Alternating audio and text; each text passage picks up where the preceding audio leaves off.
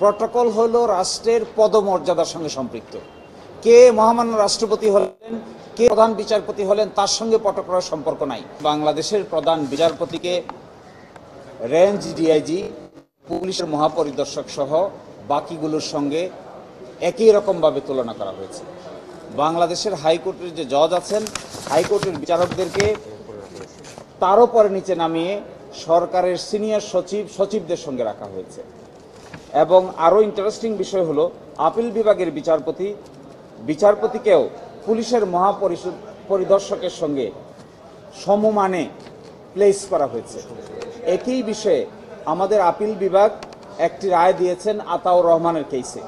সেই কেসে আপিল বিভাগ কর্তৃক যে ওয়ারেন্ট অফ প্রেসিডেন্ট ফিক্স করে দেওয়া হয়েছে এবং সর্বশেষ 2020 সালে যে ওয়ারেন্ট অফ প্রেসিডেন্স আছে রাষ্ট্রীয় গুরুত্বপূর্ণ বিষয়ে, তা সব কিছুকে ভায়োলেট করে এটা জারি করা হয়েছে।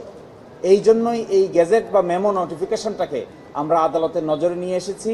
অতীতের যে ওয়ারেন্ট অফ প্রেসিডেন্ট ছিল 2020 সালে জারি করা, সেটারও গেজেট দেখিয়েছি। আপিল বিভাগে যে মামলাটি নিষ্পত্তি হয়েছে সেই রায়ের কথাও বলেছি এবং সেই মামলার রিভিউ পিটিশন শুনানি আছে, যা 27/4/2025 শুনানির জন্য অপেক্ষমান আছে।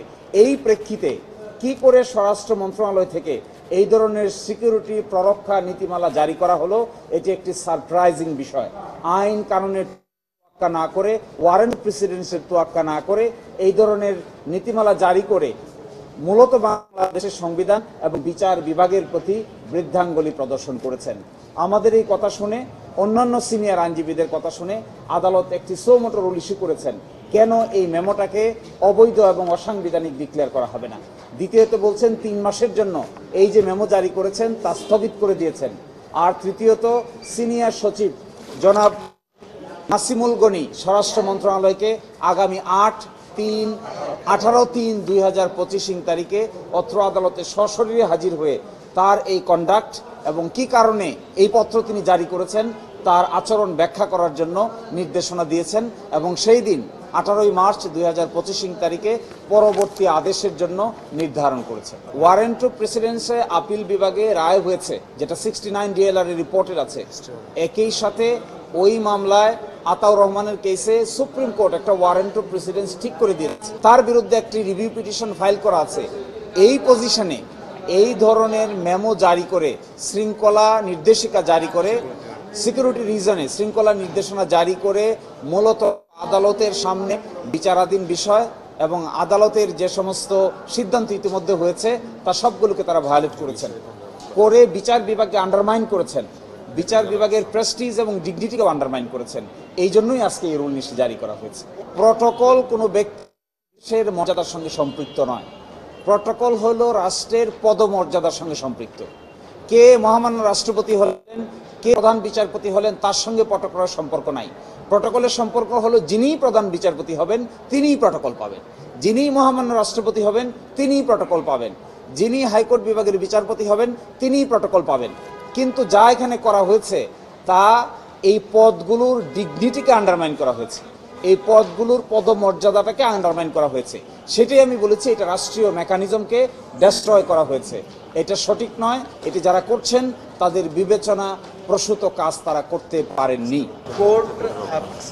কোর্ট প্রধান বিচারপতি, অ্যাপিলেট ডিভিশনের বিচারপতি এবং হাইকোর্টের বিচারপতির বাইরেও জেলা জজ এবং অ্যাটর্নি এবং অতিরিক্ত অ্যাটর্নি জেনারেলদের বিষয় বলেছেন। কি বলেছেন এ ব্যাপারে? বলেছেন যে সিকিউরিটি নির্দেশিকা জারি করা হলো, সেই সিকিউরিটি নির্দেশিকার ক্ষেত্রে যারা এই বিচার প্রক্রিয়ার সঙ্গে সম্পৃক্ত থাকেন তার মধ্যে সর্বোচ্চ ল অফিসার হলেন অ্যাটর্নি জেনারেল, তার সঙ্গেই সহকারী হিসেবে থাকেন অ্যাডিশনাল অ্যাটর্নি জেনারেলরা।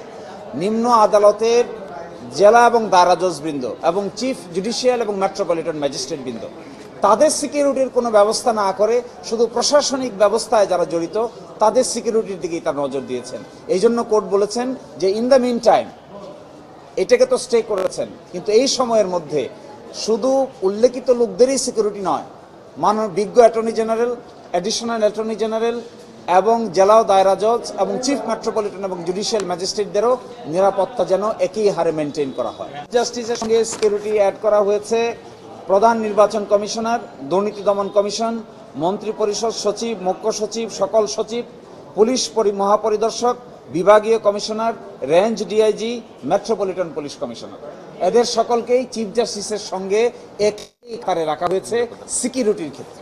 এটা বলেছেন যে আপনারা জানেন যে এই সরকার গঠিত হওয়ার সময় মাননীয় আপিল বিভাগ থেকে একটি রেফারেন্সের মাধ্যমে এই সরকারের শপথ হয়েছিল। আলোচনার এক প্রেক্ষাপটে এই কথাটাই আমাদেরকে স্মরণ করিয়ে দিয়েছেন, এর চাইতে বেশি কিছু না। এরপরে অত্র আদালতের যে আদালত আজকে এই রায় দিয়েছেন, অর্ডারটা দিয়েছেন, এই আদালতেরও অন্য একটা রিট পিটিশনে আরেকটা সামারিলি রিজেক্ট করে রায় আছে। সেখানেও তারা এই সরকারের বৈধতা নিয়ে নানান ধরনের প্রশ্ন উত্থাপন করেছেন এবং সেটেল করেছেন, এই কথাই সেখানে উল্লেখ করার চেষ্টা করেছে। এটা এখন যে করেছে, আগে একটা ছিল সেটাকে বিলুপ্ত করে এটা করেছে, আগেরটাই বহাল থাকবে যদি এটা স্টে হয়ে যায়, সেই অনুযায়ী চলবে, আগে যেমন করে চলতো।